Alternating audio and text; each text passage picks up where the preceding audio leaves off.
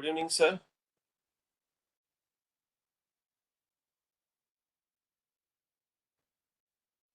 Kalpesh, sir.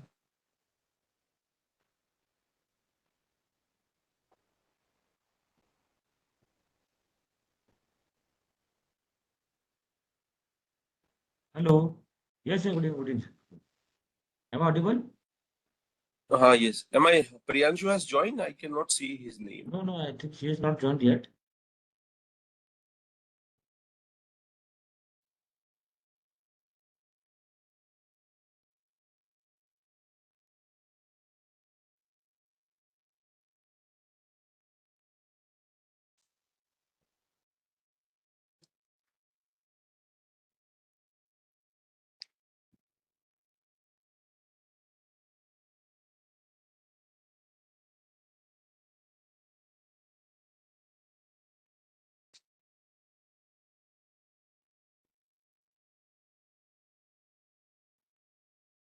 Screen visible છે sir જોઈ લેજો.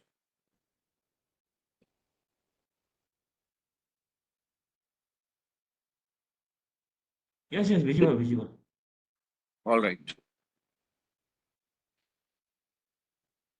I'll wait now. Let me know when Priyanshu joins. I need to start.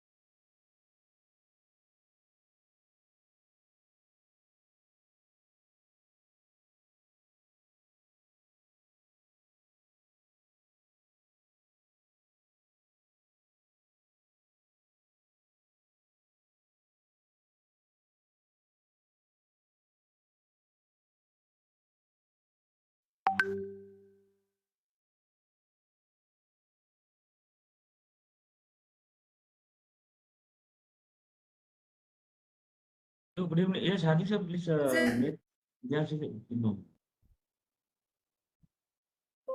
आवाज clear आ रही है sir? Yes, am audible आ रहा है ना आवाज? Yes. It's audible. Yes, sir. We'll start at 7 o'clock. Okay.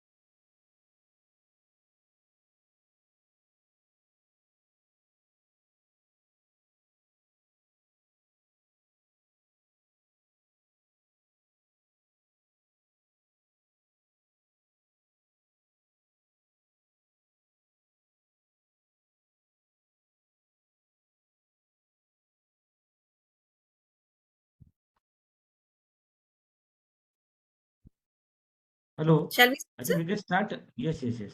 Hardik sir, shall we start?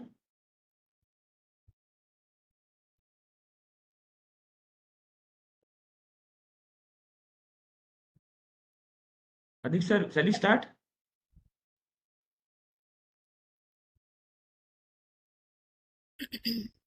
Please wait for. Yes, sir. Yes, sir. Over to you, Jens. Good evening and welcome to today's webinar. My name is Priyanshu Saxena. I'm Assistant Professor of Law in Mewar Institute, Mewar Law Institute, and I'll be your host for this session. Before we begin, let me quickly go over some housekeeping items. Like all participants are currently muted to ensure clear audio. Please use the chat function to submit your questions throughout the presentation. We'll have a dedicated Q&A session at the end. And lastly, this session is being recorded and will be shared with registered participants.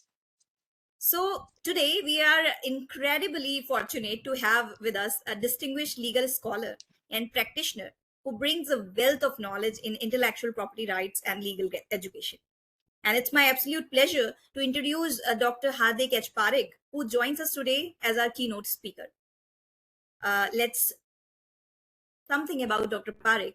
Dr. Parikh is currently serving as an assistant professor of law at prestigious Gujarat National Law University, where he holds multiple important positions.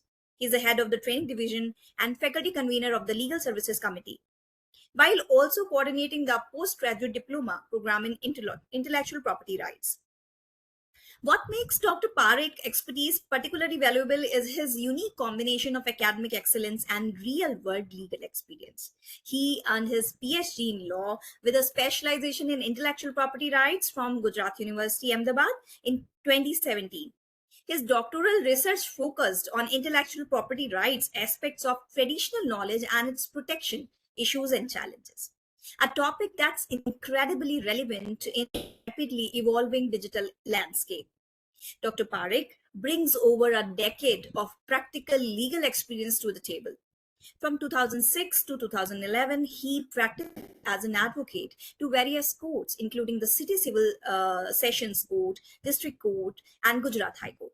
He then transitioned into academia, serving as assistant professor at Institute of Law, Nirma University from 2011 to 2013 before joining Gujarat National Law University. In his current role, Dr. Parikh teaches advanced courses including legal drafting and several other subjects like land and agricultural law, law of contracts, law of patents, and many more. His commitment to nurturing future legal professions is evident through his mentorship. He has successfully guided 13 LLM students and is currently supervising 4 PhD scholars.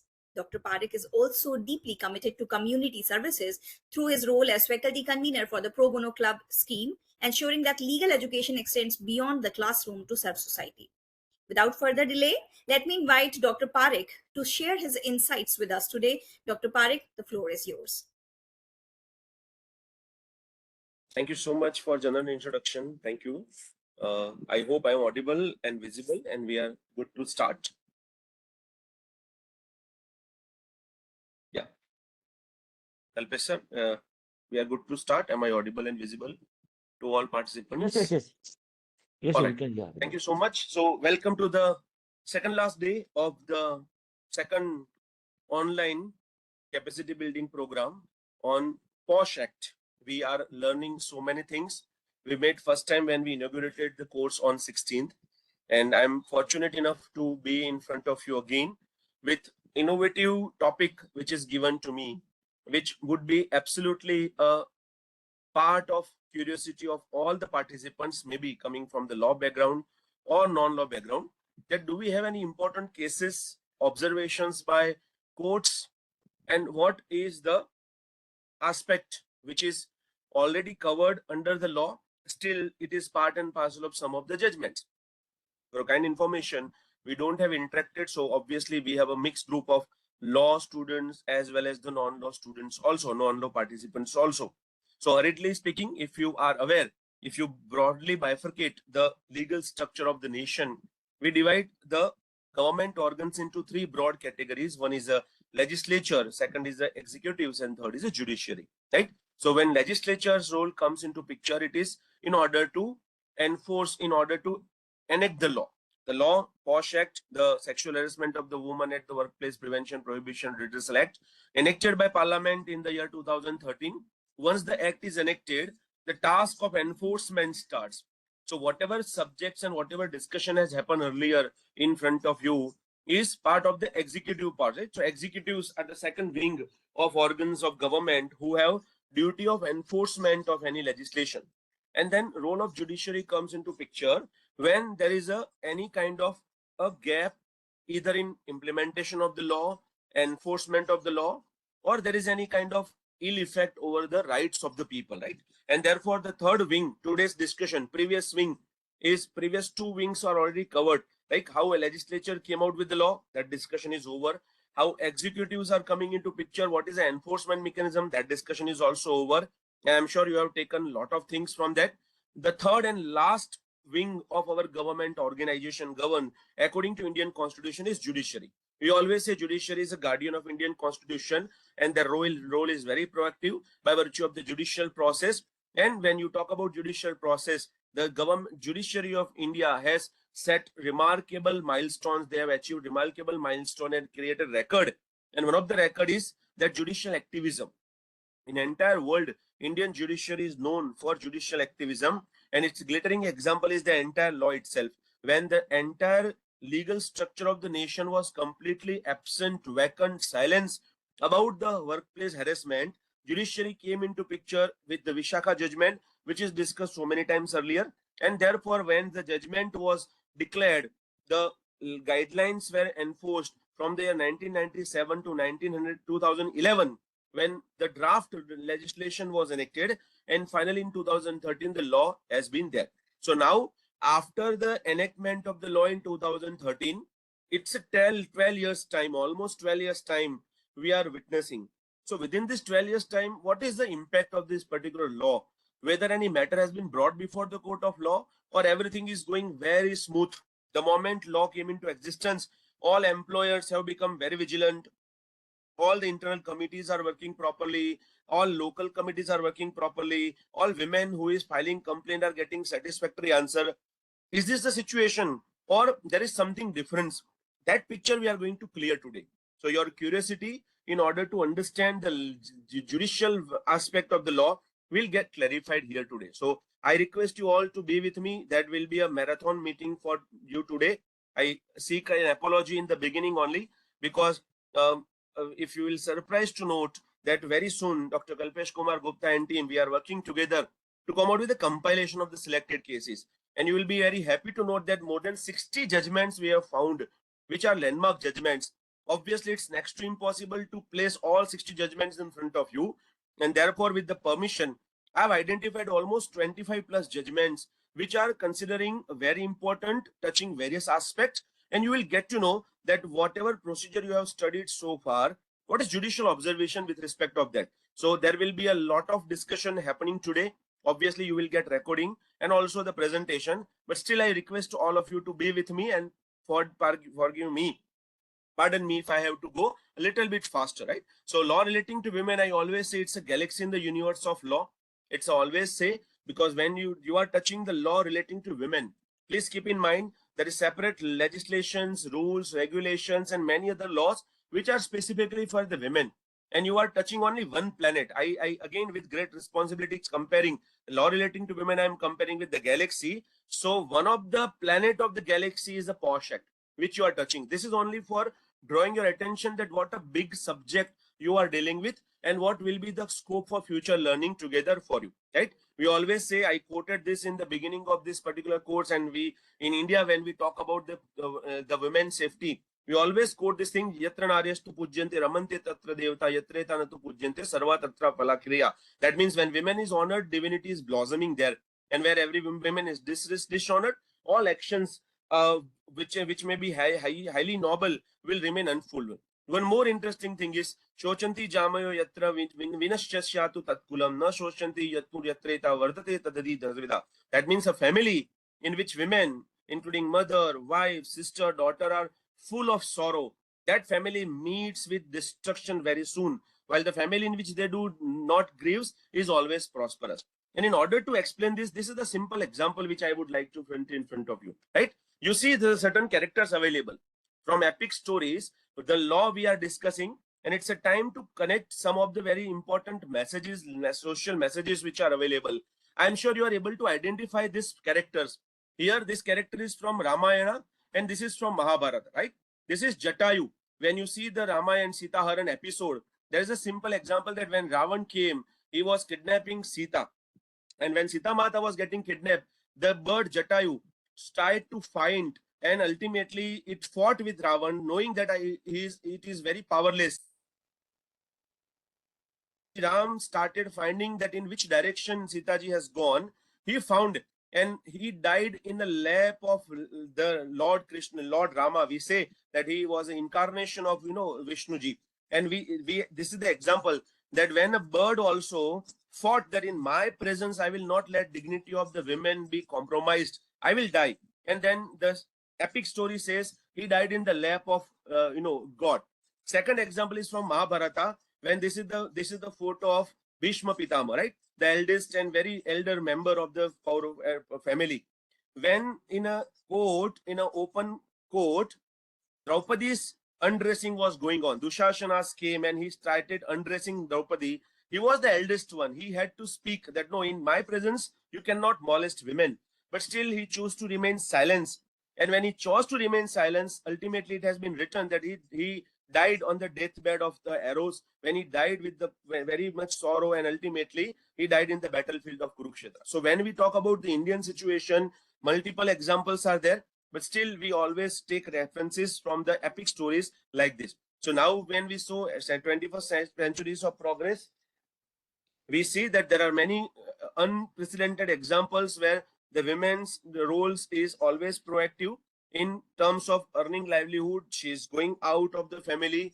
Considering the societal development, now we have seen that once upon a time we believe that men's main profession would be to earn, and so women would remain or behind the houses so that she will take care about the family. But now in last 50 years the societal role has changed. When we have gone for the neutral family, women are equally participating, and therefore the law like this is becoming most important. And therefore you have studied about agreed women, you have studied about workplace. This also example you have studied earlier, that what is meaning of the sexual harassment. In one of the question I was listening, that many one of the query was there, that when we have Indian Penal Code, when we have the criminal law available, why POSH Act is coming together? And obviously you will appreciate that both are separate proceedings. The civil proceedings in terms of taking actions against the employers, against the people who are violating the rights of the woman at the workplace. POSH Act is direct legislation which is giving power, which are the civil remedies in terms of the reprimandation, penalties, etc., or even promotion, violation of the etc. But in criminal law, it is available irrespective of any place. When the assault is grave, when the situation is very grave, then obviously IPC will come into picture and the actions can be taken. So I saw one of the message in the previous cases this has been discussed. Now going together with the important cases and landmark judgments which are there, let's start together with the first one. That's a judgment even before the enactment of the legislation. It's a message Saudi Arabian Airlines versus Mr. Shahnaz Mudak Batal and others. Now it's a 1999 judgment of the Bombay High Court. What are the facts? These are the few facts. That it is a significant case because Vishakha guidelines got implemented here. This is the case even before the enactment of the POSH Act. So there is a lady, Ms. Shahnaz, who was subject to harassment by her boss. In the year 1985, she was dismissed from the service because she complained that I am not comfortable with the harassment. Ultimately, she approached the Bombay Labor Court and the ground was mentioned. Obviously, this cases will go under the labor service matters also. And therefore, I told you in the beginning that POSH Act is one of the planet. Law relating to women is very wide, where there are labor legislations also applicable with respect of the service matter. So ultimately, she challenged under the Industrial Dispute Act that this entire termination is absolutely wrong, and reinstatement order was passed by this particular court that it should be with the waiting. In 1996, the Arabian Airlines filed a writ petition against this order before the Bombay High Court. And then this is becoming a turning point case because the judicial evolution started in India, because in 1997 only the Vishakha guidelines are applied. And when this harassment matter came, it was an opportunity for the High Court to consider that. High Court observed that continuous sexual harassment was found by the official superior, Mr. Behrani, and she was protesting firmly, and it came in matters, evidences. Now see the very disheartening facts which are observed, and some of the facts you might also observe somewhere, that this entire complaint resulted into Operation Subtle. Means first he was threatened that action will be taken against husband's employment in Saudi Arabia. Obviously, when the foreign employments are concerned, people become most vulnerable. Second weapon was used, that she was forced to give apology, that you have to apologize, that your complaint is false. And third action was taken, that the harassment was continued, and then company decided to terminate, that now you are going to terminate. So see the situation of women. And when finally the judgment was filed, it was held by the High Court that by doing such act, the lady has been victimized for refusing to submit herself for the sexual demands of the superior. And such conduct of Behrani would squarely fit into with the concept of the sexual harassment as defined by the Supreme Court in the case of Vishakha versus State of Rajasthan. So this is the judgment. When I was researching, the law has not yet passed. Still, court got the opportunity to take the action, and this particular positively action was passed in this particular case. So this is the first case when you can keep in mind. Second and very famous landmark judgment is Apparel Export Promotion Council versus AK Chopra. I'm sure many of you would have read this judgment. Many of you would have referred the judgment. Let me put the facts and interesting facts in front of you. There was a respondent man. He was working as a private secretary to the chairman of the Apparel Export Promotion Council. So obviously the person who is respondent here is a private secretary of the very senior leadership of the company. It was allegation that on 12th August 1988, he tried to molest a women employee. There was a name Miss X, and the name has been withheld by Supreme Court. You must be knowing that whenever there's a privacy concern, Supreme Court will order that in a judgment the name should not be printed, and therefore there's a name Miss X we are adding. So who was at the relevant time clerk cum typist she was working, and she was not competent or trained to take dictation, and therefore respondent, the private secretary, also insisted, okay, you come with me, and you have to come with me in various hotels, various places where chairman sir will give us dictation, and there was constant pressure that you have to take dictation, you have to be with me, etc.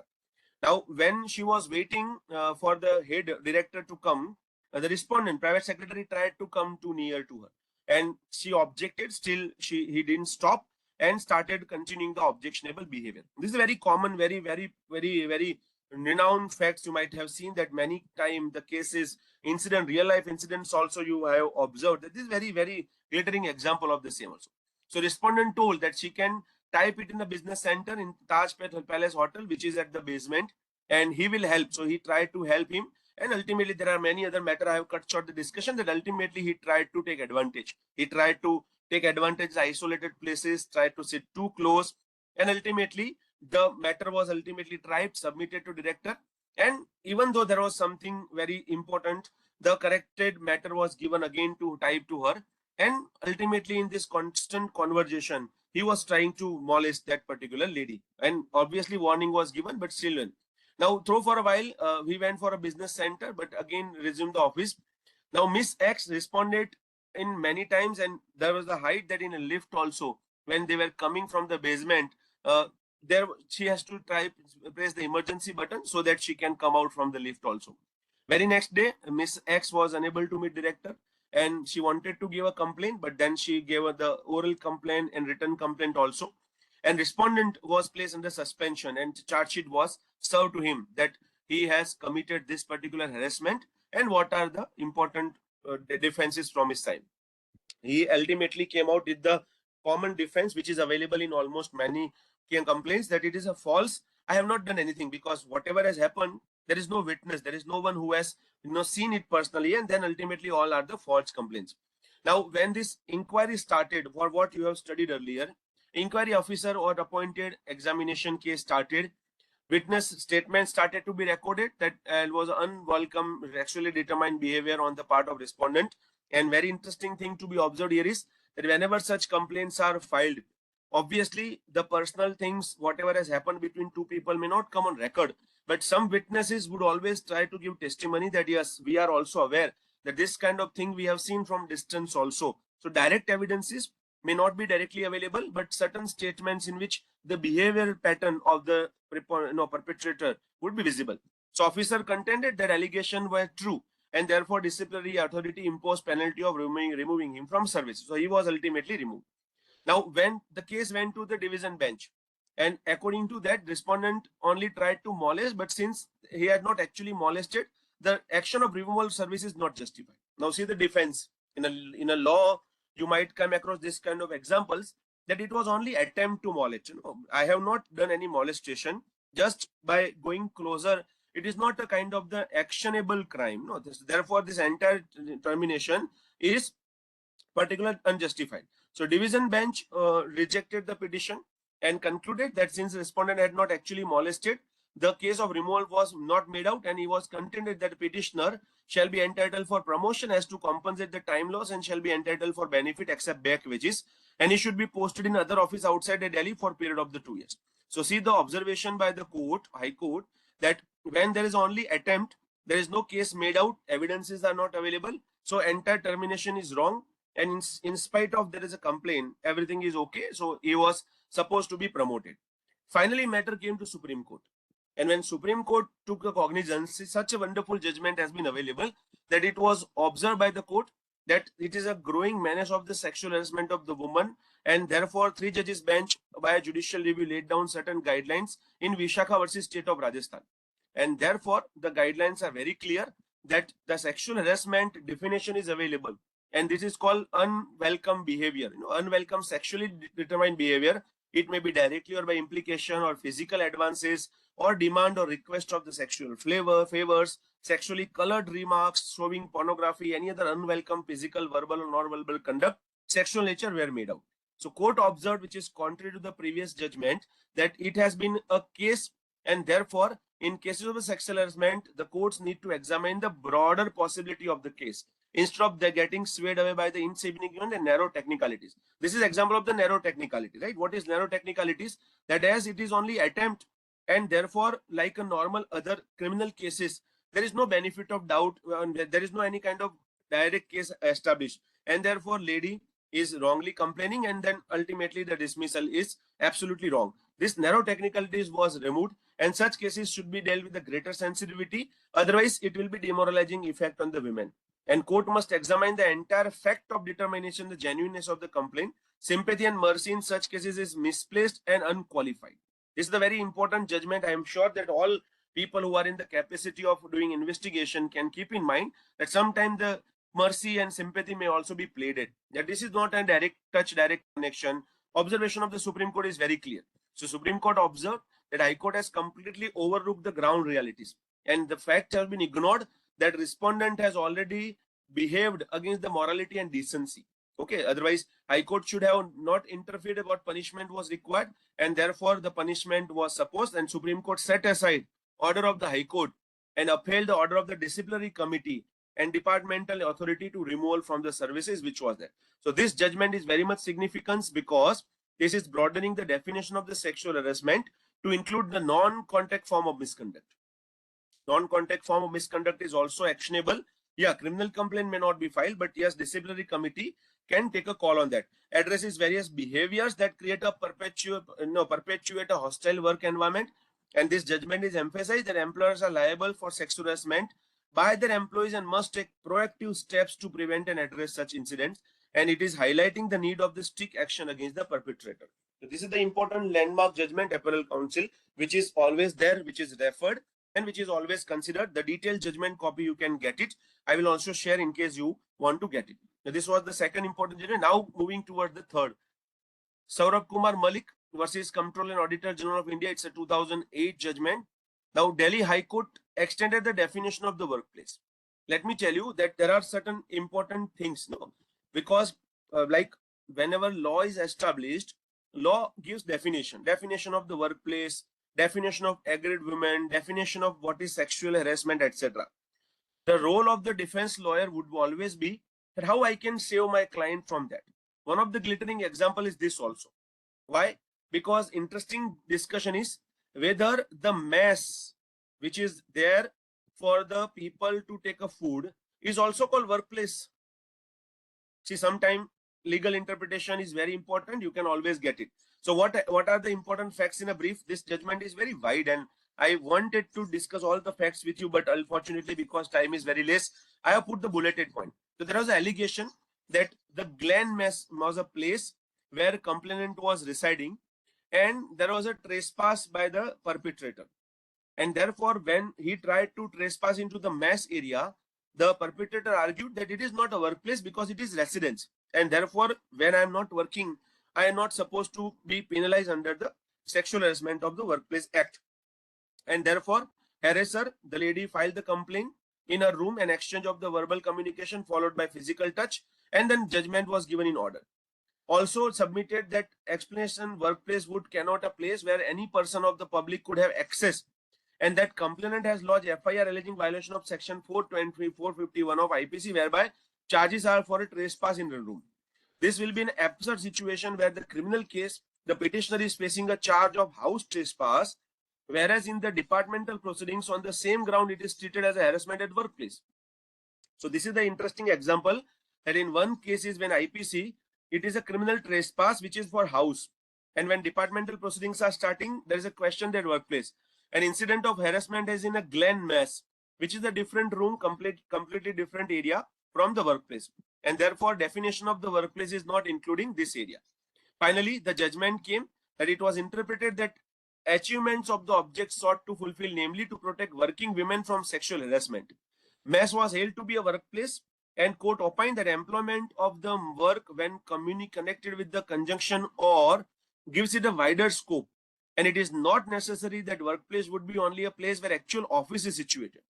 So whenever lady and the person who is perpetrator is getting access and there's a relationship of the work colleague, mess was also extended, and this is the case where the observation was observed that yes, he shall be liable to be actions can be taken by the committee under the POSH Act. So this is the interesting judgment in which the interpretation is given to the definition of the workman. Then interesting case about Dr. Punita Sodhi versus Union of India. It's a 2011 judgment, again before the enactment of the law, and many judgments I have put in front of you, and I request you to read it, and you will find out that what kind of different modus operandi is used in a different institution, and purpose is very similar, unfavorable benefits and favors from the lady working woman. Now here the Dr. Punita Sodhi, she was working under the Dr. KPS Malik at Safadarganj Hospital in New Delhi. Now Dr. Malik, being a senior, started looking for opportunity to get closer to her. And when she objected, she started accusing that in case you are not accepting my demands, I will accuse you that you are incorrectly treating a patient, you are issuing false memo, then seeking termination. These all incidents happen. Very typical, behavior that in case a lady is not supporting and accepting the favors, then these all actions will be taken. Dr. Sodhi eventually listed 47 incentives by Dr. Malik. So Sodhi was very clear, Dr. Punita Sodhi. She identified that 47 instances are there where Dr. Sodhi Malik came and requested that obviously she is asking. And in turn, Dr. Malik returned, and then ultimately the lady complainant was held liable for fraud and misrepresentation. So it's a case of the cross complaint. Finally, Ministry of the Health and Family Welfare, under which this entire hospital was coming, chose that we will not follow Vishaka guidelines. We will have our separate inquiry committee. Now see the action by the ministry that Vishaka judgment guidelines are simply guidelines. We are not going to follow that. Let us have our own committee. So that another committee, inquiry committee, was constituted. And then the lady approached the National Commission of Women, and committee was reconstituted. And in that committee, person who was member was junior to the accused, the person who is perpetrator. So technically, there is a direction of personal training that whenever an inquiry committees are happening, the senior position holder should be member. So there was a violation. During the inquiry, the reconstituted committee, Dr. Sodhi, was reprimanded for doubting the legitimacy of the committee, and even issued the show cause notice as why she shouldn't be punished for false accusation. See the gross violation that when she is taking action and she is taking a plea that this committee is wrongly constituted because the guidelines is very clear. The junior person cannot inquire into the action of this senior. But then when she asked, she was also reprimanded. Show cause notice is given to the lady. Meanwhile, Dr. Malik's complaint was admitted by the same committee without asking any question. So Dr. Malik, who accused for the false fabrication, it was accepted. Matter went to Delhi High Court, and Delhi High Court very clearly identified that the committee is wrongly formed. Also, inquiry was absolutely flawed, and it is recognized by the Delhi High Court that it is stated that often men view sexual harassment as harmless social interactions. See certain words. I think Dr. Krishna also show you certain videos, very clear that what is wrong in that, right? That video, you can see this. Courts are also taking observe that men are observing that it is harmless social instruction, which is overly sensitive women may find offensive, and therefore it stated that it chooses to view actions amounting to sexual harassment from the victim's perspective. But here the court was very clear that hospital is a workplace and proper internal complaint committee as per Vishaka guidelines is must, and therefore the orders were passed and ultimately actions were taken. So this is again a judgment before the law came. See, the Herculean task court has to do that when they are very much curious, actions are still taken, but different pleas are available. So this is again a very interesting judgment, Dr. Sodhi, that actions were again taken for that. Now, the interesting judgment again by Supreme Court, Megha Kotwal Lele versus Union of India. This is the judgment in 2013. Fortunately, in this particular year, we had a law into action. Now, facts of the case are like this. The petitioner was coordinator of the Alochana. So, Alochana was a center for documentation and research on women, and she filed a petition in Supreme Court. And when she filed the petition, she highlighted number of individual cases of the sexual harassment and also argued that Visakha guidelines are not followed and implemented. Supreme Court specifically requests to consider whether individual state governments had made changes to procedure and police as required by the Visakha guidelines, and Supreme Court passed the order time to time with respect of that. Now, these are the directions that Supreme Court directed that complaint committee as envisaged in the Vishakha's case would be deemed to be an inquiry authority for the purpose of Central Civil Service rules, and report of the committee would be deemed to be an inquiry report, and the disciplinary authority would act on the report in accordance with the rules. For the government servant, you must be knowing that Central Civil Servants rules, State Civil Servant rules, there are disciplinary rules are already available, so that any employee who is doing misconduct can be taken into consideration. This is the judgment which is clarifying that complaint committee is not separate; it is part and parcel of the inquiry authority, quasi-judicial authority, and report is very well identified in the law, in eye of law also. And therefore direction was given to all chief secretaries of the state. Can you assure that nodal agents are appointed, and labor commissioner were also directed that you take steps and you also see that compliance is happening with respect of the all factories, shops, commercial establishment whenever any kind of the licenses are given. So this is again a judgment which is identifying the need for this particular case. Now there is another case, Jaya Kodate versus RTM Nagpur University. It's a writ petition number 3449, 3450 and 3451 of the 2013 Bombay High Court. Now this is interesting because various petitions were filed against by the professor of the university. Action taken against them for transfer, and Bombay High Court clubbed all the petition. So there were different allegations of sexual harassment, and against this allegation when actions were taken, this all professor went to High Court, and this is the judgment in which all petitions have been clubbed. So this observation is definition of the employee in the act is very wide, and it is not gender specific, and shows that there must exist a contract of employment with the workplace in terms of the condition. Therefore, wages or not are not relevant. Sometime again one flaw is there that you are not a employment because you are contract labor. You are working without wages. You are working as an intern. You are working as so and so. Now, because of these technical flaws, again these perpetrators would abscond.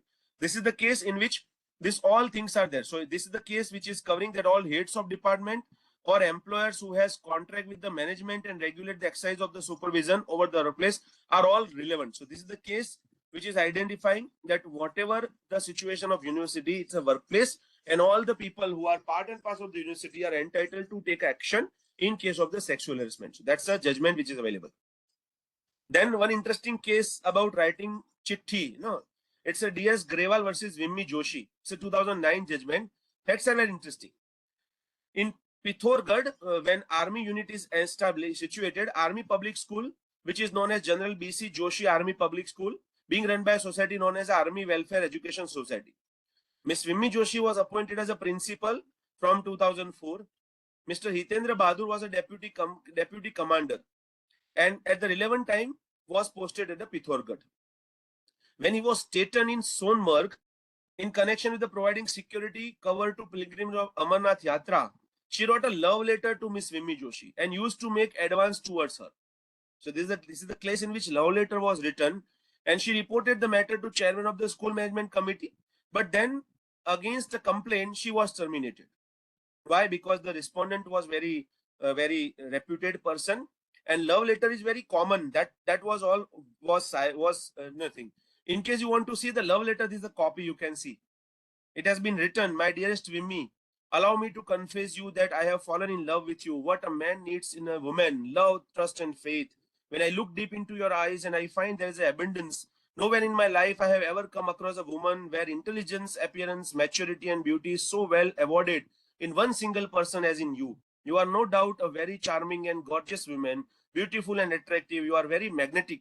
I always elegantly drew up. You look very stylish and fashionable.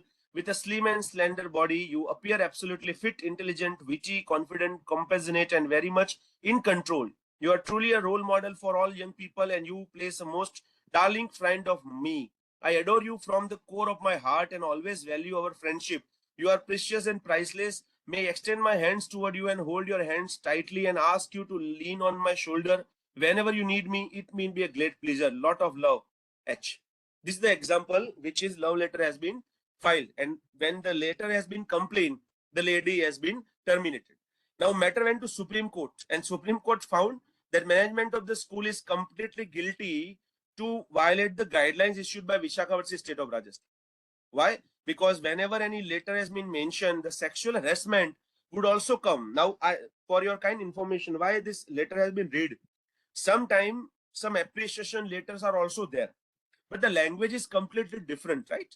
Whenever you are a master of language, when you admire someone, the language is completely requirement and request the sound, and therefore this has been shared with you that read. And whenever legal cases are happening, the court will always read between the line that what is a decorated, gorgeous way to appreciate a lady, and what is absolutely lustful, which is going beyond the limits, which all lady will not be comfortable, right? And therefore, this is the action in which Supreme Court has given guidelines that the order is given school management to constitute a 3 members complaint committee as per the guideline to ascertain if there are any prima facie case against army officer. If committee found such case, it would be submit report to the army and then initiate the disciplinary proceedings.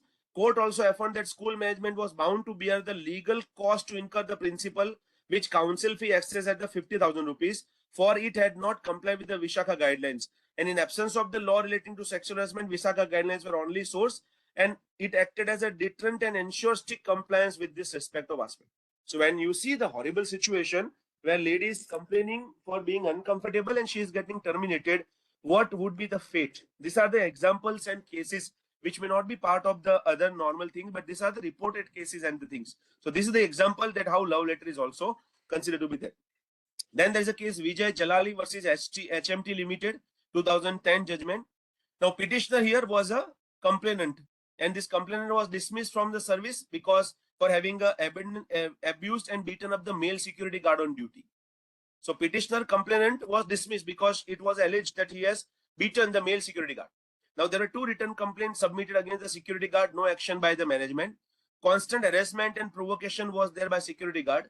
Inquiry officer held that complainant is guilty for abusing and slapping the security guard. Based on the management, dismissed the lady. So when lady could not sustain, she actually used the violence against the security guard. Matter went to Madhya Pradesh High Court. Madhya Pradesh High Court suspended dismissal.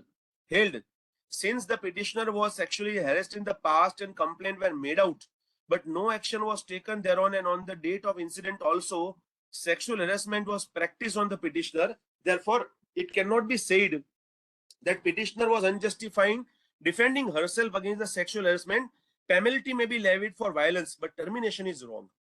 So this is the example where court also read that when a lady is filing complaint, you are not listening, and when the actions have been taken, yes, there can be separate action for violence, but termination and dismissal is absolutely unjustful.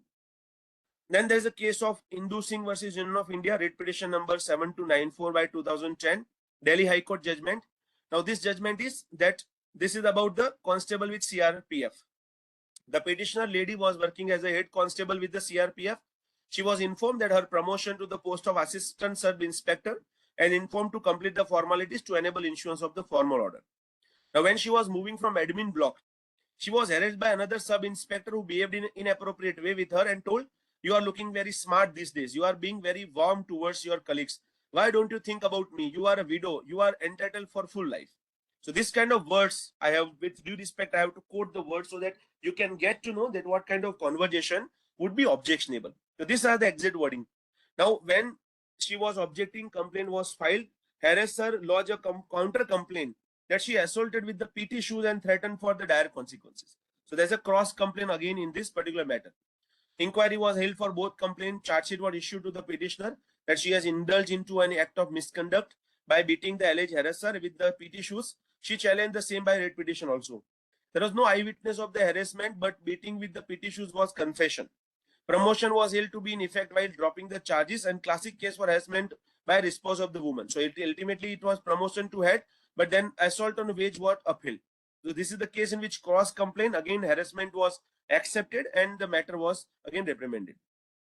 Then Aisha Khatun versus State of West Bengal. It's a 2012 judgment. Now, this is the case in which some interesting other facts about non-availability of the transfer of other school. So lady complainant was a lady female teacher working with the school, and she was harassed by a male teacher of another school in the same locality. So this is the case in which both employees are not from the same institution. One school lady teacher, another school male teacher. Now when the complaint was filed, the examination duty harassed manager to get a mobile number of her and started calling her and also showing a very bad photos and requested to delete, but blackmailing. FIR was filed, criminal case is still pending. So when the complaint was filed, the harasser started showing this kind of thing. So it's called stalking, and cyber crime rating aspect also entered. Finally, complaint was made to director of the school education, and prayer was made that I should be transferred for another school. There was no response, and therefore the matter went to High Court. And contention was by the director of the school education was that there was no provision for transfer in our management rules, and there is no any other branch of the school. So because school doesn't have any other branch and we don't have any internal policy, we cannot transfer her, and therefore we are not able to comply with the observation. High Court took a strict cognizance, and principal secretary was held liable for the inquiry and take a decision for herself and disposal of inquiry within 12 months. And this is the observation by the High Court. Workplace cannot be given restricted meaning so as to restrict the application of the Vishaka guidelines within the short and narrow campus of the school compound. Workplace should be given a broader and wider meaning so that the said guidelines can be applied where its application is needed even beyond the compound of the workplace for removal of the obstacles of like nature which prevents a working woman from attending her place of work, and also for providing a suitable and congenial atmosphere to her in place of the work where she can continue her service with honor and dignity. So this is a wonderful observation by the High Court, and it was ordered that inquiry should be taken and action could be properly taken. Then there is another judgment, S.K. Das versus Union of India, after this POSH Act came into existence. Now this is about the CAT, right? The Central Administrative Tribunal. So complaint committee was deemed to be inquiry authority for the rules, and it would be necessary for the complaint to conduct an inquiry in the same manner.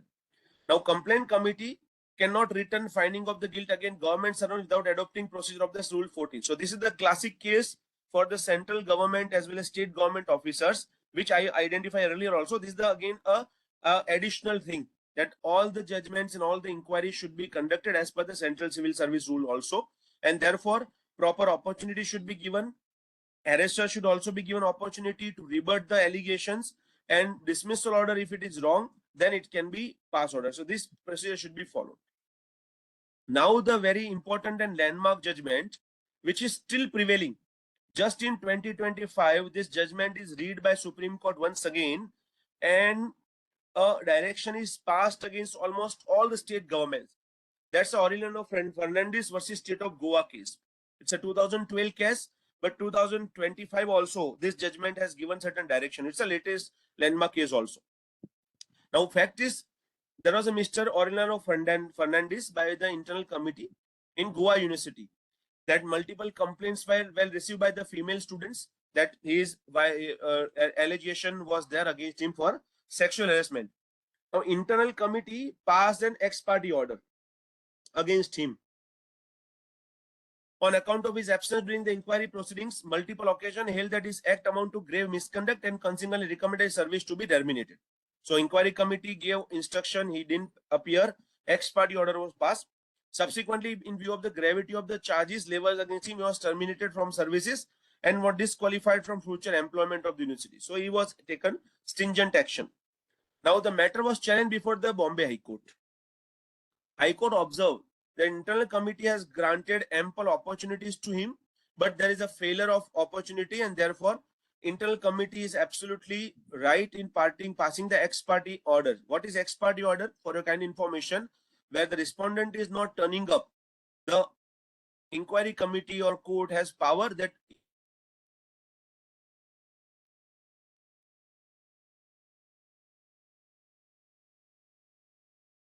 internal committee was improperly constituted. At the very last, its composition was questionable if compromised person who was junior to him. The same contention which was taken earlier.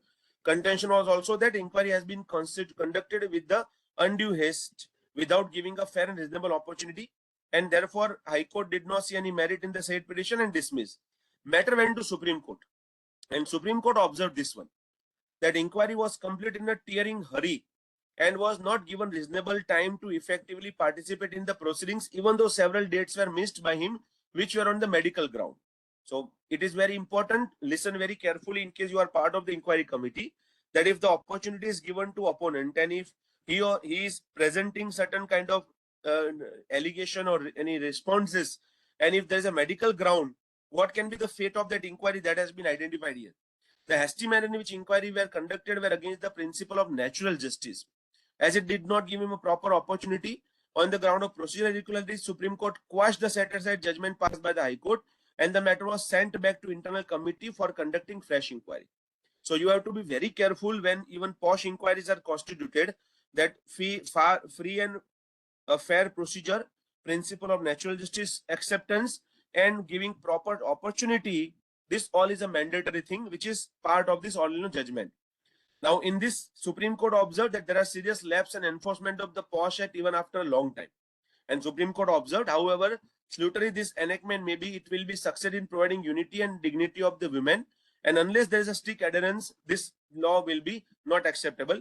And therefore, in 2025, latest 2nd May, Supreme Court has taken the matter again, and orders have been passed for smooth implementation of the POSH Act to all. So these are the very important aspect of the order. Just you can search and you can find it. It's very last month order only, that appointment should be made by Chief Secretary of the district officer.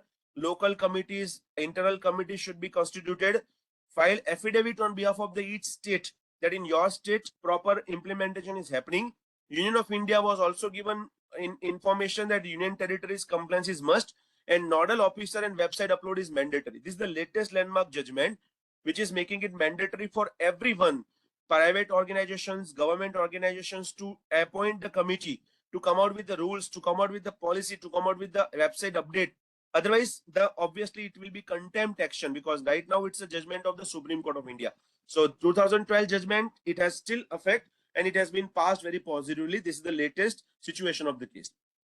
Then quickly moving, Sandeep Khurana and Delhi Transco Limited. Now this is the example in which the petitioner and respondent number 2, Ms. Vinita Tiwari, which were Delhi Transco Limited, developed friendship, and they were on visiting term and exchanging greeting cards. In November 2004, incident took place in office. Respondent number 2 made that today on 1st November, 4:50 p.m., Sandeep Khurana misbehaved and struggled with me, causing bleeding injuries. Sir, this man has been making filthy telephone calls to me at my office and home, thereby causing physical and psychological harassment to me. This is what the complaint was filed by the lady. Petitioner made a brief report, and quarrel between them, and respondent caught him by his collar, about to slap him. He caught her hand in presence of some witness. She threatened him to assault in future also. Further complaint made to higher authorities. Department inquiry initiated. Now here, no copy or order of complaint or article of charge sheet issued to petitioner. Only one sentence notice asking me to appear before the Departmental Inquiry Committee was filed.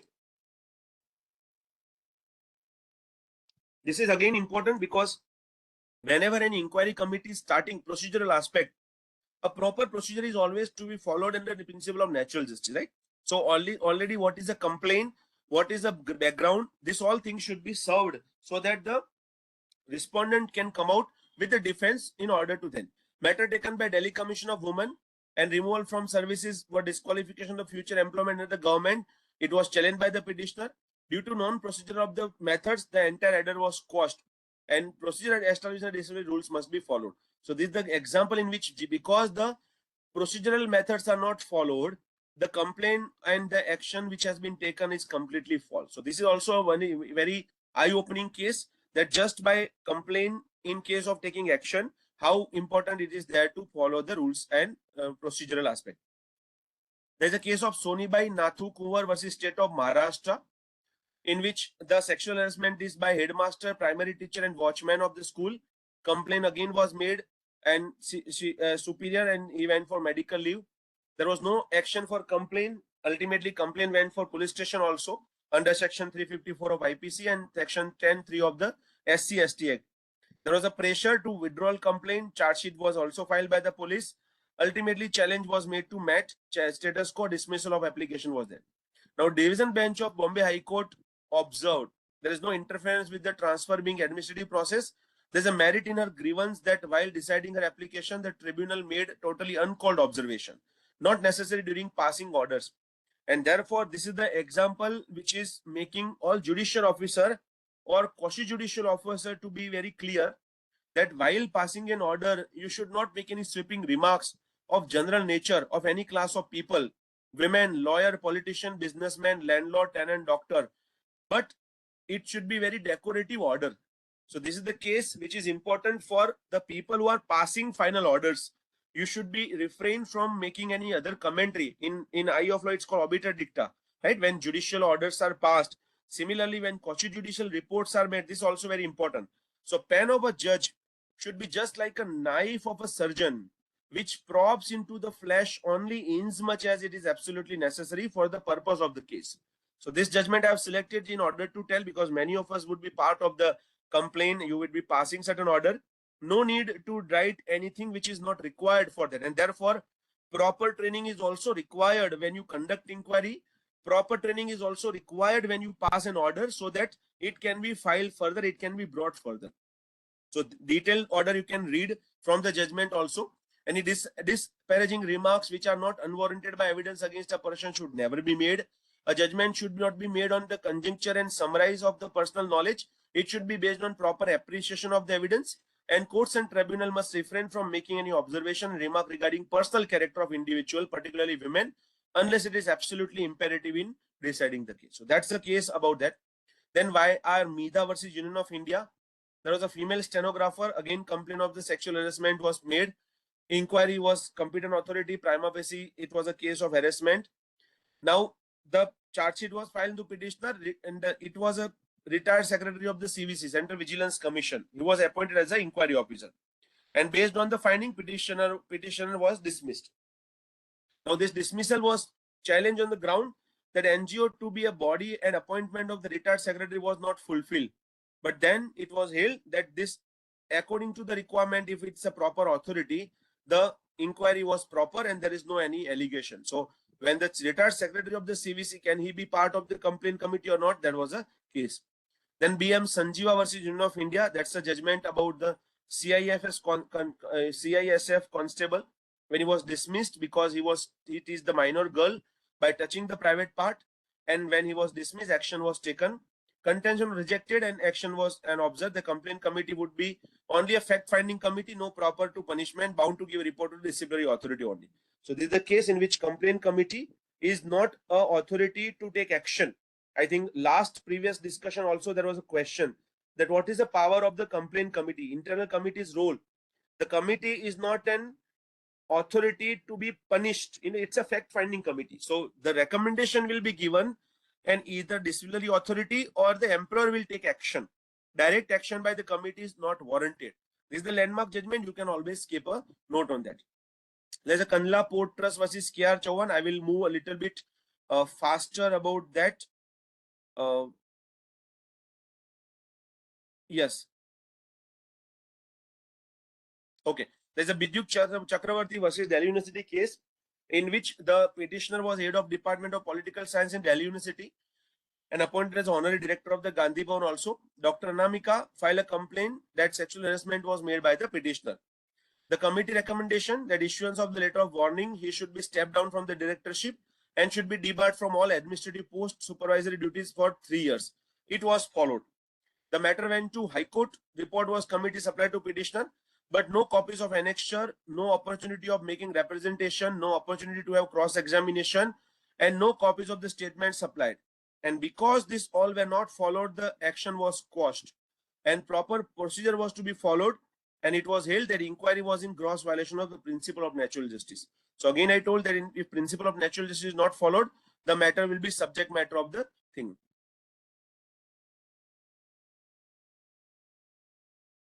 Okay, now there is a case Shah Jayashree Manilal Pushpaben versus State of Maharashtra. Again, a student and teacher and university, what can be the fate? That's a classic case. So what happened here? That the petitioner was a student of law and she was found adopting unfair means in examination. Now, when she was found that unfair means is used, she was taken to principal's office. She tendered apology. Principal issued show cause notice that we have to take action. We'll have to come out with the charges because you have done malpractice, and therefore she was found guilty for the malpractice. Now, this action was challenged by a writ petition before Bombay High Court. So, a student who was held to be liable for the malpractice challenged the petition before the Bombay High Court. And in that petition, it was mentioned that I have been sexually harassed by the principal because principal had a bad eye on me. Therefore, I was unnecessarily arrested. And this came first time into the action. Now, there was a question about the High Court that what should be done here. High Court rejected the allegation and observed that you have opportunity to go before the POSH committee, internal committee, and there is no any proper forum when you are already liable for action for the malpractice. This is a misuse of this particular provisions of the law, and therefore the High Court rejected allegations and denied that we will not come into picture. Then there is a case about the now very interesting thing about ragging and sexual harassment. I hope all of us are knowing about ragging, right? Anti-ragging directions by UGC. Very unfortunate incident. Now, question is, ragging and sexual harassment is one and same or different? Very interesting case, Miss Kavya versus UGC. Read this case. It's a classic example. What is happening here? There are two petitioners, female students of university. Complaint to university was made that they are ragged by friends, and these friends are senior students in the university premises. Police complaint was also filed that we are ragged, and obviously police complaint in case of ragging is properly filed. Now, university authority, when they came to know that police complaint has filed, instead of considering the sexual harassment committee, the matter was submitted to anti-ragging committee. Now, when anti-ragging committee, there is no any direction of POSH follows. So committee came out with the observation. See observation. It is no sexual harassment. It is only quarrel between two group of students, and both abuse each other. So there is no any serious things. All the students were ordered that we will take disciplinary action against them, and obviously they are all in same line of the fire they all put. Universities took strong objection and they were also suspended from semester because they showed the police complaint. Now VC showing empathy, suspension and tendering apology. VC ने बोला कि अगर आप apology करोगे तो हम आपका suspension cancel कर लेंगे. Matter went to Madras High Court, and Madras High Court took a very strict action that action against petitioners are completely contrary to law because this complaint ought to have been submitted to internal committee for sexual harassment under the POSH Act. And there is a complete difference between the ragging and sexual harassment, and therefore university's order was set aside and the matter was submitted to the internal committee for taken action. So here very interesting thing for all professors of university that what is ragging and what is sexual harassment, these are two separate committees are working.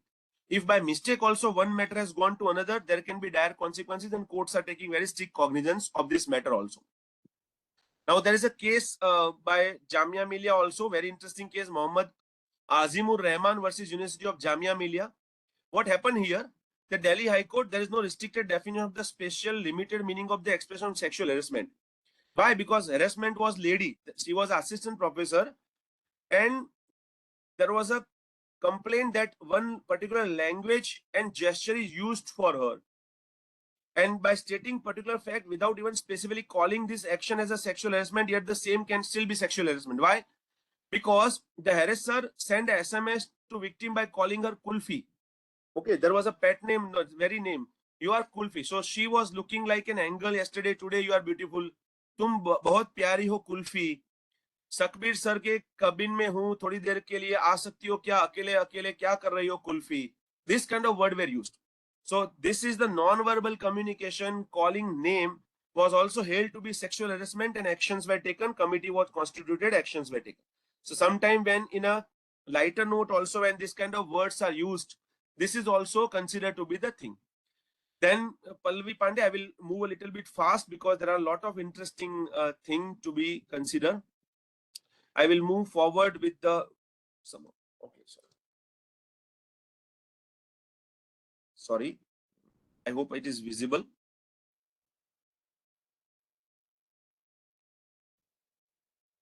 Yes, visible. Sorry, yeah. Yes. This is a very interesting case of Usha CS versus Madras refineries. Quickly, I will bring the facts. Madras High Court had a complaint that it was made by the employee of the Madras refinery, public sector undertaking.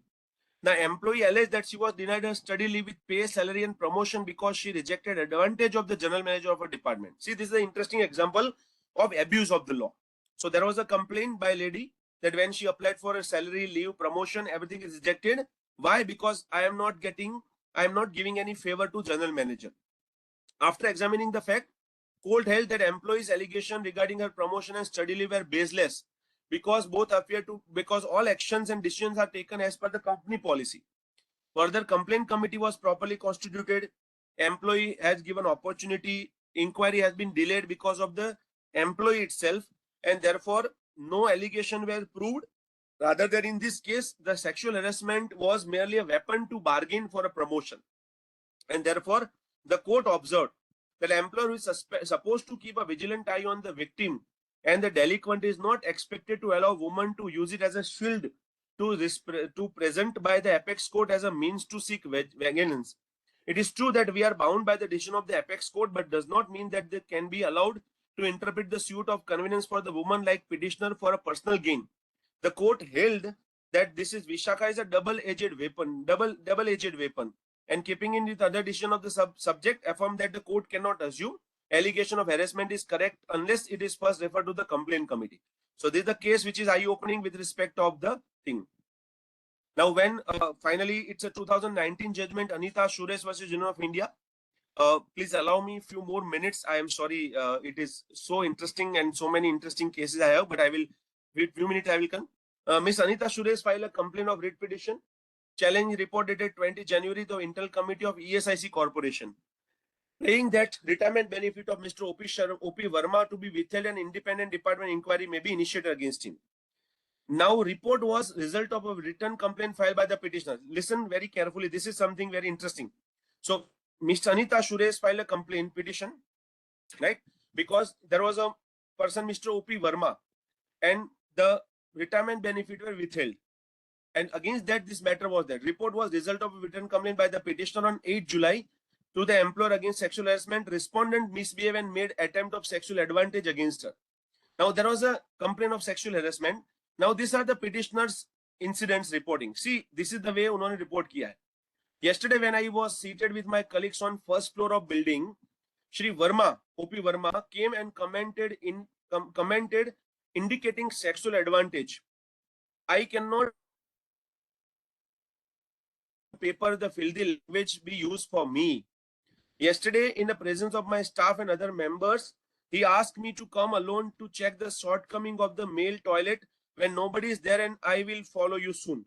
So these are the two very interesting things that whenever a lady complaint is filed, exit word, exit particular incidents and who were present, how these all things are becoming very important. That's the judgment which is mentioned here.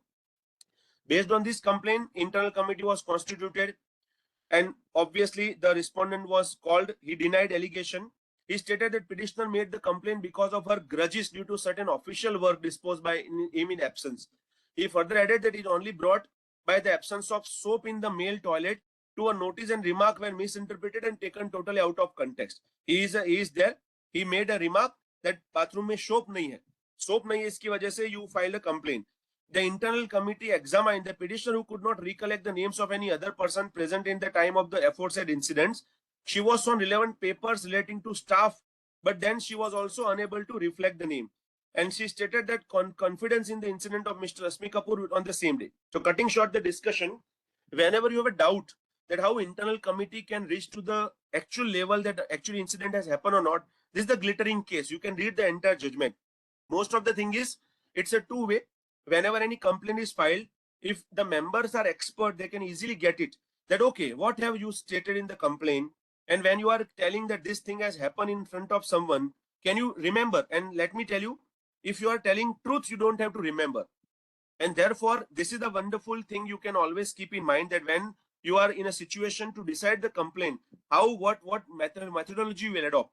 In this case, everything came into consideration. So later on, matter went to court and court came to conclusion that complainant has two incidents, out of which the first incident was in presence of the petitioner's colleague, where second incident was in presence of the staff. During the inquiry, she could not give the name of any person present in both incidents. Further, she was shown the record of the staff present on the duty. Still, she was unable to recollect. And court concluded it was difficult to believe that she would not remember the name of any colleague or staff member. The IC has examined all persons who were on duty on that day. She has also does not mention the alleged comment of the respondent in the complaint on the ground of modesty. She has refrained from disclosing the same even before the IC, for which no reason of justified was given. Some earlier incident was proven misconduct on the part of petitioner. The entire complaint is found to be false and filed with some ulterior motive. And as a careful consideration of record, the court held that complainant petitioner to be false. Petition was dismissed with the cost of 50,000 rupees to be deposited with the Delhi High Court Advocates Welfare Trust. The court further held that employer could initiate appropriate action against the petitioner for filing false sexual harassment complaint against respondent in accordance with the law. So this is the glittering example for those who are going to sit in the complaint committee, that how evidences should be appreciated and how you can come to conclusion whether it's a right complaint or not. Because in POSH, main thing is whether complaint is correct or not. So we have to see that justice should be served. At the same time, we also have to see that some false person should not be held liable. And therefore, there is a very important role of HR department. So HR department, there is an active role. You have to form the policy. You have to effective implementation the policy. Awareness you should do, sensitize the workmen should do, and also monitoring and auditing of the complaint mechanism should be there. Finally, we the Women of India versus Union of India, this is the latest judgment in which public interest litigation is filed by one NGO. Again, that many workplaces are still not completely following the ICs. And Supreme Court has taken this matter seriously. I just told you that previous matter or Goa University. Again, the matter has been sent and Supreme Court has given notices to all union government again 2023 that show the proper reports, and it is a reminder that workplace safety is not optional, but transparency accountability is must. So this is the latest PIL which has been found before that. Landmark judgment, Gaurav Jain versus Hindustan Latex Family Planning Promotion Trust. Question here is that a male employee filed a complaint that I am harassed by the female colleague. Matter came to court. An important question is whether POSH Act applies to male complainant. Gaurav Jain is a glittering example. Now, Supreme Court have already come out with this observation that this is a gender-specific law and it is applied to women only. Reason, read the definition of aggrieved woman. And therefore, male cannot seek remedy under the POSH Act for sure. So, I think previous also the question were asked. This is the judgment, Gaurav Jain versus, you can note down the judgment again. Gaurav Jain versus Hindustan Latex Family Planning Promotion. Now, question is then what male will do? Answer is, the male complaint can be under the departmental inquiry rules. In every department, there are the departmental inquiry disciplinary rules. So if the male has any complaint against the female colleague, action can still be initiated against the departmental inquiry room, which is a separate institution, not under the POSH. POSH is very specific, gender specific, and therefore this is going to be there. Chandrani Saha versus Oriental Insurance. question is, what is the role of private insurance companies? This is the judgment that private sector, the lady employee again filed a sexual harassment complaint. Insurance company could not give any judgment. It was a wrongly rejected. Matter came to court and court observed that even private sector companies are also required to be complied. And this is going to be with the previous judgment that now all the chief secretaries, labor department is also chasing. You are supposed to submit the audit report. You are supposed to submit that how many complaints received. So these all actions are based on this kind of judgment. So these are the observed. Employer must ensure swift and effective complaint redressal. Internal committee must be proactive. Delay in inquiry amounts to violation of the employee's right. And training and awareness are critical for prevention. So this is the landmark judgment against in which private entities are also there. Few more judgments, time is not permitting me. So B.N. Ray versus Ramjas College, Ashish Kumar Das versus Union of India, Sri Ravichandran Iyer versus Justice A.M. Bhattacharya ji, M.K. Sharma. List of judgment I identified, but time is not allowing me, so I'm not discussing more. Finally, concluding is, all of us know about fundamental right. What is fundamental right? How many fundamental rights we have, and what is remedy? Let me tell you, in Vishaka versus State of Rajasthan, Justice Verma has observed this. Each such incident result into violation of the fundamental rights of gender equality and right to life and liberty. It's a clear violation of the right under Article 14, 15 and 21 of Constitution. Para 3 of the judgment is glittering example of this. The meaning and content of the fundamental right guaranteed in this Constitution in India are of sufficient amplitude to encompass all the facets of the gender equality, including prevention. So before we conclude, let me ask one question to all of you. That can we ask to ourselves that what is my role to protect fundamental right of working women? Whenever this kind of incidents are happening, we always put it, government ko ye karna chahiye, right? Employer ko ye karna chahiye, court ko ye karna chahiye. But what is takeaway? The takeaway is that if I, being an employee or employer, am vigilant, and what will be my role? That if any lady who may be my colleague, who may be my senior, who may be my junior, do I have any role to protect her fundamental right? If I think all of us can take something from this, I'm sure that the entire purpose of this entire training program, capacity building program, would be success. Because I tell you that sometime when complaints are filed and it is in a closed room, being a colleague, being a senior, being a junior, deposition, witness is playing a very active role. And obviously not paying attention to that, because ऐसा नहीं है कि उसका personal problem है. If we want a woman's safety, we all have to work together. And as I told you, that judgment of the Supreme Court, which is also impressing on the training, this is also one of the training program which is there. So we believe that this entire course is in as a part of the guidelines submitted by the Supreme Court also, that necessary public awareness and training program should be conducted. And therefore, this is the conclusion. So I thank you for your time. I am sorry for taking much time. I am very happy that, Kalpesh Kumar Gupta sir and team is working. Very soon you will get a compilation of the case. So we this last year also we proposed this particular thing, that can we have, because these all judgments are very difficult to find. Some of them are ordered, some of them are writ petition copy. I am sharing some of the judgment with you also, but I am sure that Kalpesh sir will give you highlight, and in case you want to read the landmark judgments, you can also get it. So thank you so much. That's all from my side. I am ready. I am very happy to address any question, query, comment, suggestions, confusion, doubt. You are free to ask. Thank you so much. Thank you so much, Dr. Parikh, for that exceptionally comprehensive and thought-provoking presentation on POSH Act and the pivotal Supreme Court cases. Your detailed analysis has truly illuminated the complexities of workplace harassment law and its practical applications. And I particularly appreciated how you connected the legal framework with real-world scenarios and the cases you have mentioned, what you have just let me see. A pen of a judge should be just like knife of a surgeon, which probes into the flesh only in as much as it is absolutely necessary for the purpose of the case. So these are Madam, the takeaways. sorry for intervention. There is one question. If a female student complains that a senior made sexually colored jokes during ragging, under which law should be complaint to be addressed? Let me tell you that under the anti-ragging, if senior junior is there, anti-ragging committee is competent. But if it is crossing the line and if it is following under the sexual harassment definition, then best option is to move before the IC, because under ragging, the action and IC ragging are completely different. So I think Mona Srivastav has asked the question. So I think this is the answer to that. So sorry for intervention. Thank you.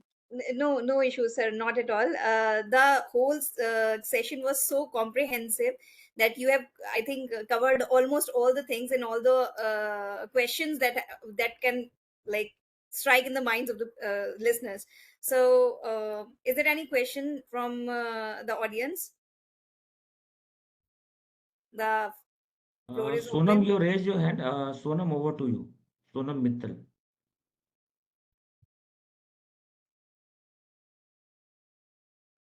Good evening, Mr. Parikh.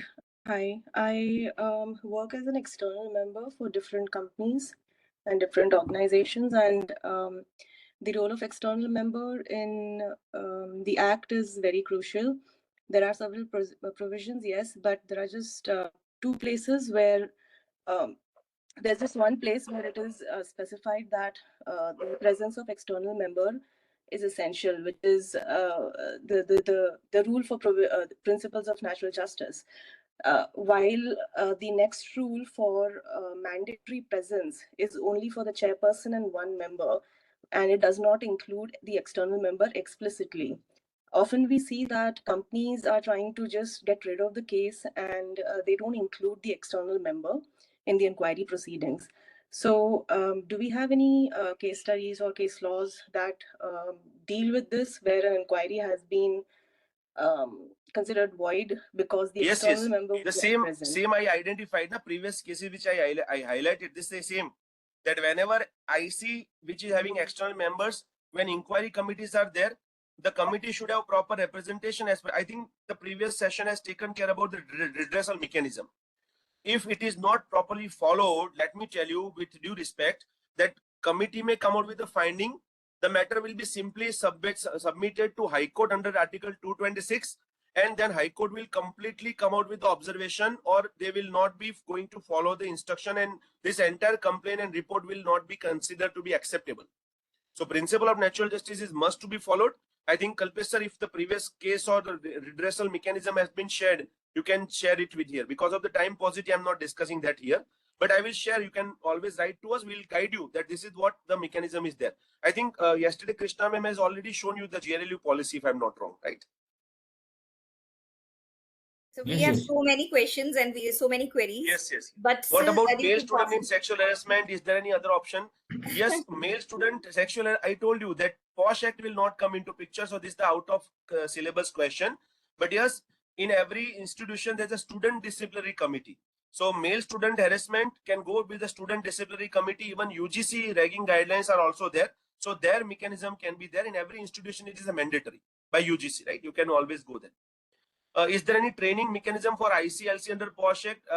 Dr. Pranay Kumar Aditya, sir, I'm sorry, but the act is not mandating. Rather than now, different situation has started. Like very institution, including GNLU, we train, with respect of the how mechanisms will be there. So there is no any training mechanism in the act, but it is a guideline. So therefore, duty is that whenever you are part of any committee, you should get the idea, or you should always be in touch. We would be very happy being a GNLU to guide you, because I am heading training division, and we have undergone many training programs where we teach how committee should be constituted, what action should be taken. So practical based training, there are many institutions which are doing, so you can always consider that also.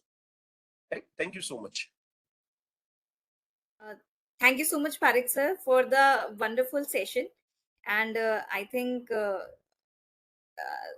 it's time now to just say goodbye, because we have got so much insight from Parikh sir, and it was a wonderful session again. Thank you so much for sharing your valuable insights with us today. Your expertise in this POSH Act was phenomenal, sir. And the way you have clubbed the whole cases from the very beginning and from the latest to latest cases, the reports you have mentioned, and each and everything, the comprehensiveness that shows, it's phenomenal, sir. Thank you so much Thank you so once much. again. Thank Thank you, you. ma'am. Thank you. So much. Goodbye. So, last year's, session, like we decided, let's have a, this case compilation. Some of participants might have seen, we have come up with so many other compilation, around 25 so far, and then 20 plus books. So we thought of and we deliberated, let's have a, case compilation on POSH. So with Dr. Hardik, Dr. Shraddha, Dr. Krishna, and then Miss Garima also. So we are part of that All thing. brilliant So minds are coming together. outcome of that particular program, that first edition. So Very this soon is it will be happening. launched, and you all of you can get it. Thank you so much. Many Yeah, so congratulations to you, sir, and it's wonderful initiative. Thank you so much, Kalpesh sir, thank you and so thank you so much. much, Hardik sir, and Yeah, thank you thank so you. much, Thank you. audience, for being there. Thank you. Thank you.